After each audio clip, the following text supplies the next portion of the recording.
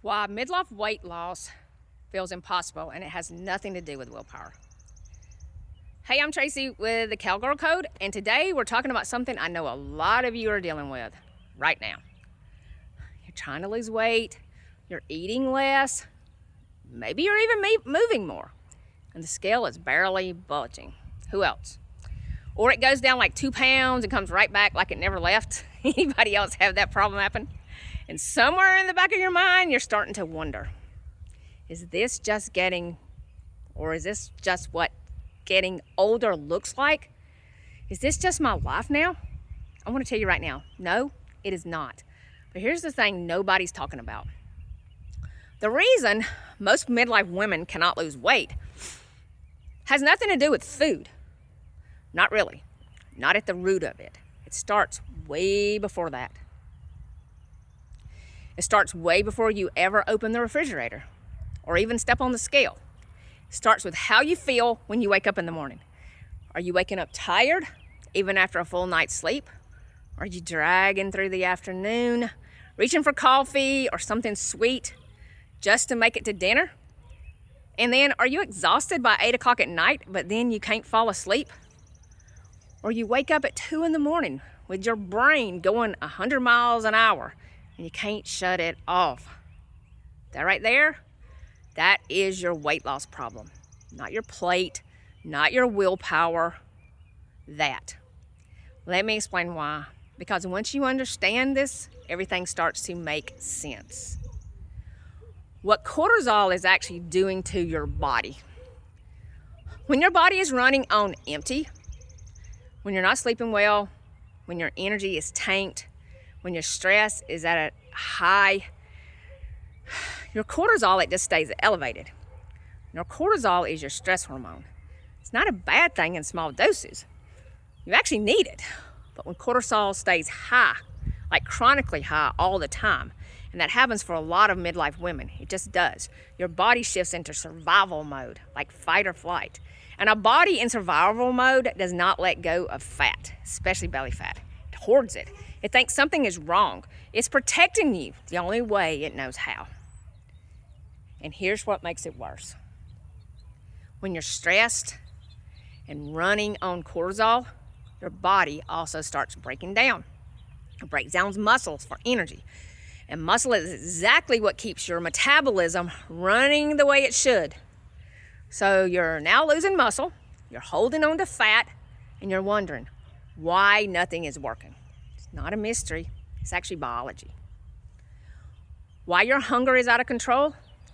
At the same time, when you're exhausted, your hunger hormones go completely haywire. The ghrelin, G-H-R-E-L-I-N, that's the hormone that makes you hungry. It goes up. Leptin, the hormone that signals fullness, it goes down. So you're genuinely hungrier than you should be.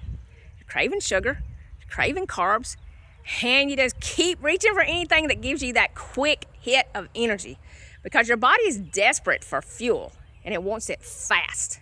And then you're beating yourself up for having no willpower. Stop. It was never about willpower. Your body was running a survival program in the background and you didn't even know it. You were fighting your own biology every single day and calling it a personal failure. It wasn't. Fix the energy first. Here's where things start to change. And this is the part I really want you to hear. When you fix the energy first, when you start sleeping better, when your cortisol starts coming down, when your body stops feeling like it's in constant crisis, weight loss becomes easier. Not effortless. I'm not going to promise you that, but genuinely easier. Your cravings calm down, so therefore your hunger becomes more normal. Your body stops hoarding fat like it's preparing for a disaster that's actually never going to be coming. Your problem is most women skip this and just go straight to the diet. They're cutting calories on a body that is already stressed and already depleted. And that just signals more danger to the body. More cortisol, more survival mode, more holding on. So what do you do instead?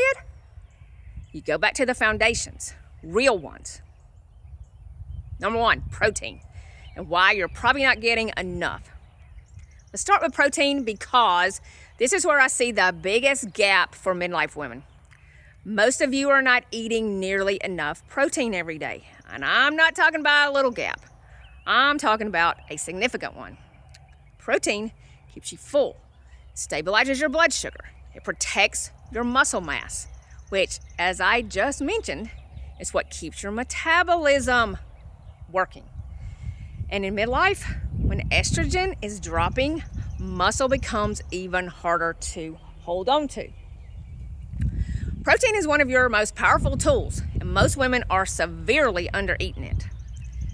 So I actually have a free guide on exactly this: how much protein you need, what types matter most, and how to fit your target without making yourself miserable. The link will be in the description of this video. Go grab it if you want the specifics. Number two, hydration, and what it actually has to do with weight. Now, let's talk about hydration. And I don't mean just drink more water, because it's not that simple. Your cells need electrolytes and minerals to actually absorb and use that water. Plain water alone isn't always enough, especially as we age. When you're dehydrated, your energy crashes. Your body holds on to water weight. Inflammation spikes, and your metabolism, it slows down. A lot of what women think is a weight problem is actually a hydration problem. One of the simplest changes I've made, and this came from reading The Miracle Morning by Hal Elrod, is drinking a full glass of room temperature water before anything else in the morning. Before coffee, before food, before anything. Your body's dehydrated when you wake up. Give it what it needs first. I have a free hydration guide that goes deeper on this. Electrolytes, minerals, what to look for, what to avoid. That link will also be in the description of this video below. Movement that works with your body, not against it. So let's talk about movement now. And I want to be really clear here. I'm not talking about punishing yourself at the gym. I'm not talking about 2-hour workout sessions that wreck you for the next 3 days. I'm talking about simple, consistent movement that your body can actually recover from.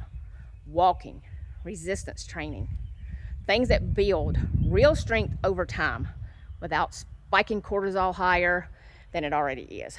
Because here's something that most people don't even realize. Excessive high-intensity exercise, when your cortisol is already elevated, can actually make weight loss harder, not easier. Start with what you can sustain. 20 to 30 minutes of movement in the morning changed my life over 10 years ago, and it still does today. You don't need more than that to start. Next one is sleep. This is non-negotiable. Sleep is not a luxury. I need you to hear this. For midlife women, sleep is a biological requirement.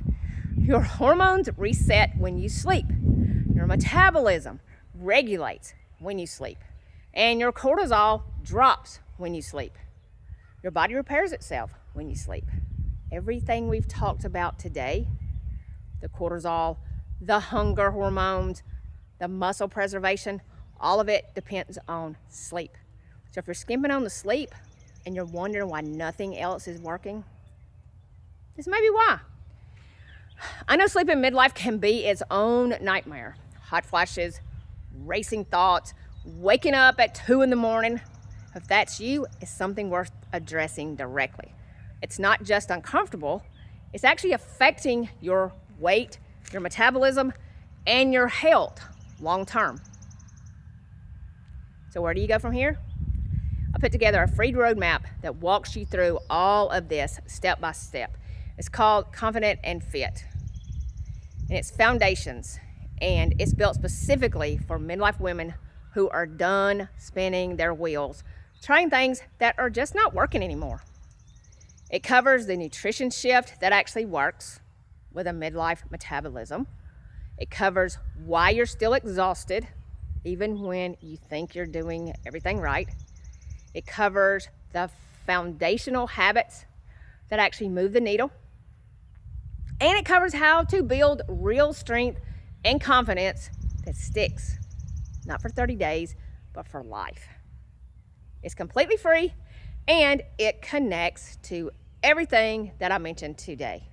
Protein, hydration, movement, sleep, all in one place. Even detoxing. It's the starting point I wished someone had handed me a long time ago. The link will be in the description, so go grab it.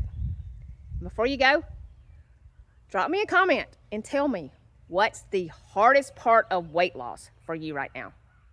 Is it the cravings, the exhaustion, feeling like you're doing everything right and nothing's moving?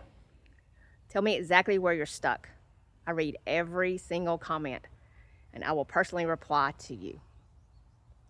I'll see you in the next one.